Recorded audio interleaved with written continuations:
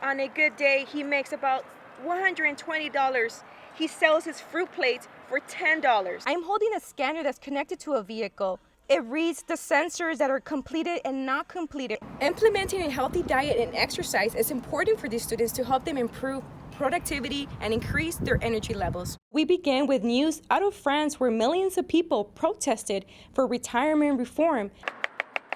Street vendors in the cities of Hawthorne and Englewood face challenges during winter weather conditions. The rain doesn't attract many customers. Vendors are left without profit. And if that wasn't bad enough, the cold and the rain often ruin their merchandise. Adriana Sanchez sells flowers in Englewood, and this year's heavy rain has affected her business. She says being in the cold makes her body shiver and can get sick quickly. Ernesto Garcia sells fruit in Hawthorne. He says the rain and cold often make him sick and make it nearly impossible to make ends meet. He says he tries his best to save his money to cover his living expenses. So on a good day, he makes about $120. He sells his fruit plates for $10. Street vendor Alfredo Gomez helps out in his mother's taco business. He says the rain can ruin their merchandise. We do come out with this weather, it affects every single thing in the stand. Financial advisor Carlos Guaman says a street vendor or business owner needs two simple things: a budget. And the second thing, they need to have a backup plan for 6 months of all the expenses. That's in case something happens. Reporting from Englewood for Valley View News, I'm Reyna Torres. In California, vehicles are required to pass a smog check inspection every other year or upon request from the Department of Motor Vehicle and a registration renewal form. DMV official says the test helps California reach its daily goal of removing an extra 100 tons of smog-forming emissions from the air. But acceptance insurance agent Juan Ramos says there are a few reasons why a vehicle may not pass inspection. One of them could be a check engine light. Check engine light could be due to poor fuel system. Another reason is modified exhaust. Any modification you do to the engine here in the state of California is a no. They believe that because you modify, let's say, the intake or the exhaust or remove the catalytic converter, it's gonna pollute the air. Raul Cataneo is an auto repair mechanic. He says if a driver does not keep up with maintenance, then the vehicle will likely have problems, resulting in failed smog checks.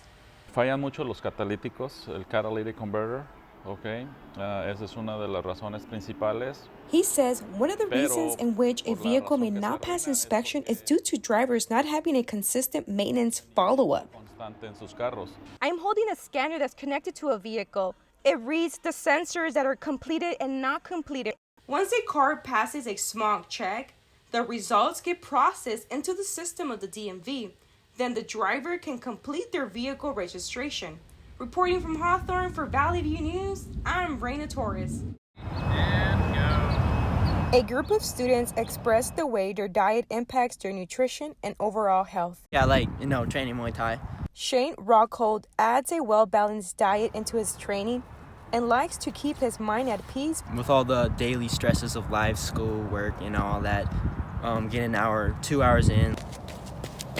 Jose Hernandez, nutrition and dietetics major, exercises for vanity, but most importantly for his health, and he feels good. It's what fuels our body, simply put. Cindy Abarca says if she eats fast food, it will decrease her energy level at the gym. I've realized that switching up my diet towards eating a lot healthier and making healthier choices has really impacted me and has fulfilled me in my energy.